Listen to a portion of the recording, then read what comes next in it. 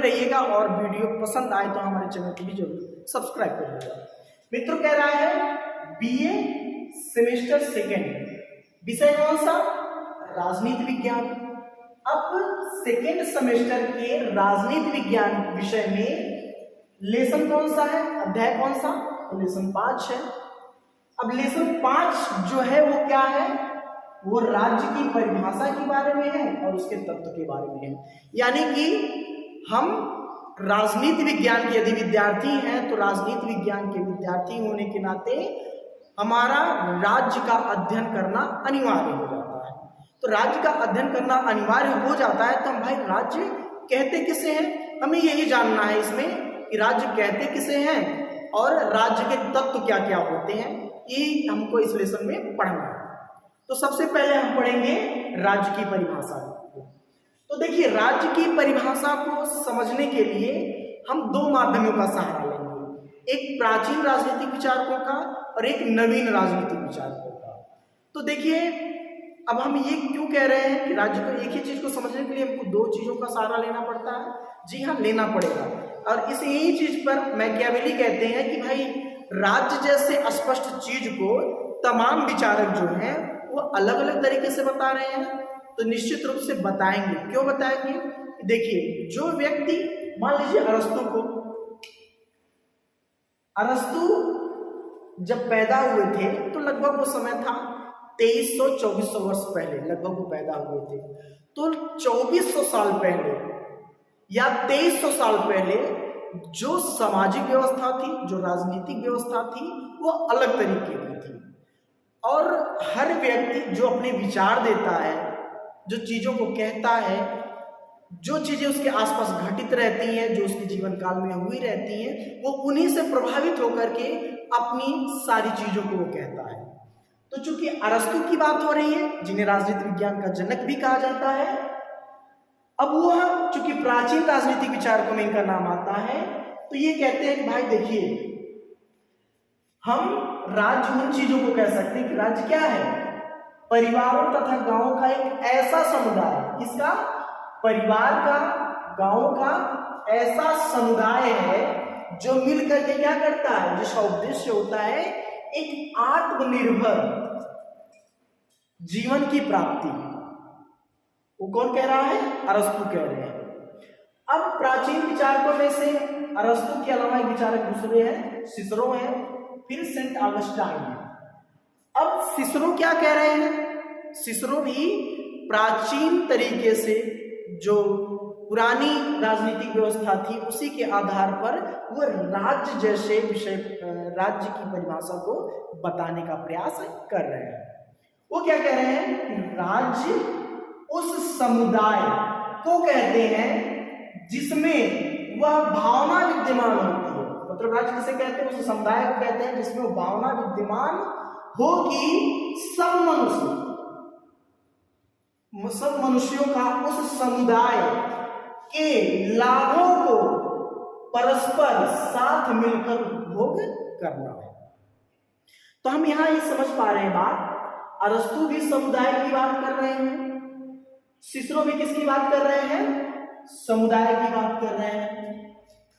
अरस्तु और सिसरो ये दोनों राज्य को बता रहे हैं कि भाई राज्य ऐसा चीज है जो एक दूसरे से संगठित होकर के समुदाय बनाता है और समुदाय बनाने के साथ साथ वह एक दूसरे को लाभ के साथ परस्पर साथ मिल करके लाभों का उपभोग करता है।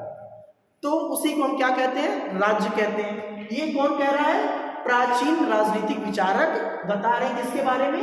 राज्य के बारे में, राज्य के बारे में बता रहे हैं। अब यहीं पे जो नवीन विचारधारा के लोग हैं, जो अर्वाचीन राजनीतिक विचारक हैं, जिनको हम नवीन राजनीतिक विचारक कह सकते हैं, और वो राजनीतिक विचारक बताते हैं कि भाई देखिए, यह चीज राज्य कहे जाने के लिए पर्याप्त नहीं है। हम सिर्फ परिवारों, ग्रामों के समुदाय को राज्य नहीं कह सकते। राज्य कहे जाने के लिए बहुत सारी चीजें और भी आवश्यक है। वो चीजें क्या आवश्यक है, ये सारे राजनीतिक विचारक बता रहे हैं। अब ये क्या कह रहे हैं, आइए समझते हैं। देखिए, इसमें महत्वपूर्ण नाम आता है हलनसली का, वुडरो विल्सन, लास्की, ये सारे जो विचारक हैं वो नवीन राजनीतिक विचारक हैं, वो राज्य के बारे में बताते हैं। तो क्या बताते हैं? देखिए, बर्नसली कह रहे हैं कि किसी निश्चित प्रदेश में, यानी कि एक एरिया हो, एक क्षेत्र हो जिसका क्षेत्रफल, जिसका एरिया क्या हो, निश्चित हो, और निश्चित प्रदेश में ये क्या करें, राजनीतिक दृष्टि से, किसके दृष्टि से, राजनीतिक दृष्टि से संगठित व्यक्तियों को राज्य कहा जाता है। मतलब बर्नसली कह रहे हैं कि किसी निश्चित प्रदेश में राजनीतिक दृष्टि से संगठित व्यक्तियों के समूह को हम क्या कह सकते हैं, राज्य कह सकते हैं। यह बर्नसली कह रहे हैं। अब देखिए यहां पर समुदाय की कोई बात नहीं आ रही है, यहां पर समुदाय की कोई बात नहीं आ रही है, यहां पर किसकी बात आ रही है, राजनीतिक दृष्टि से संगठित। यहां पर राजनीतिक दृष्टि से लोग क्या हो, संगठित हो, और उनका एक निश्चित प्रदेश हो, हम उसी को राज्य कह सकते हैं। ये कौन बता रहा है, बर्नसली बता रहे हैं। अब देखिए, वही दूसरे राजनीतिक विचारक हैं जिनका नाम है वुडरो विल्सन। वुडरो विल्सन के बारे में आप लोग जानते होंगे कि ये अमेरिका के राष्ट्रपति थे प्रथम विश्व युद्ध के दौरान। अब वुडरो विल्सन क्या कहते हैं कि देखिए, राज्य एक निश्चित प्रदेश के अंतर्गत, ये भी निश्चित प्रदेश की बात कर रहे हैं बर्नसली भी और वुडरो विल्सन भी, निश्चित प्रदेश के अंतर्गत नियम विधि द्वारा संगठित लोगों का समाज। राज्य क्या है, एक निश्चित प्रदेश के अंतर्गत नियम और विधि द्वारा संगठित समाज है, ये कह रहे हैं। अब वही कह रहे हैं लास्की महोदय क्या कह रहे हैं राज्य के बारे में।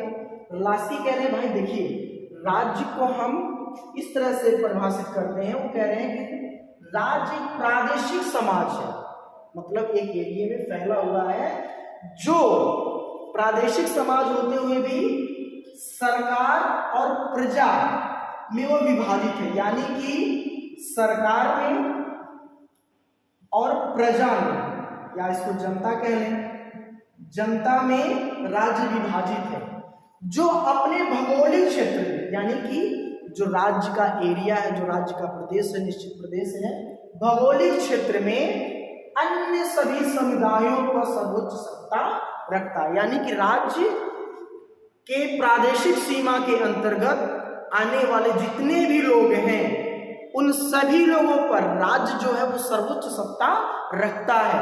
अगर जो वो ऐसा हो पाता है तो हम उसको राज्य कह सकते हैं।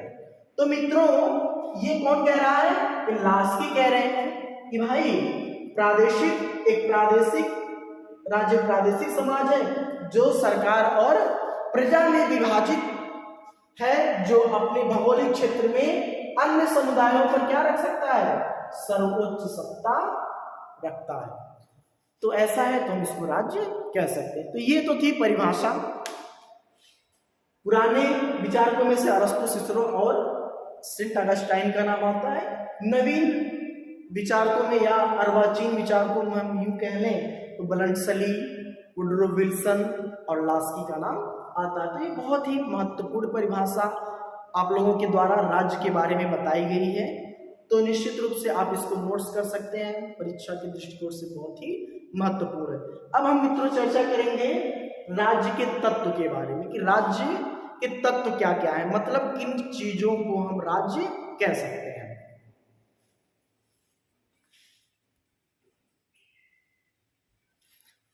तो मित्रों, राज्य के तत्व क्या क्या है?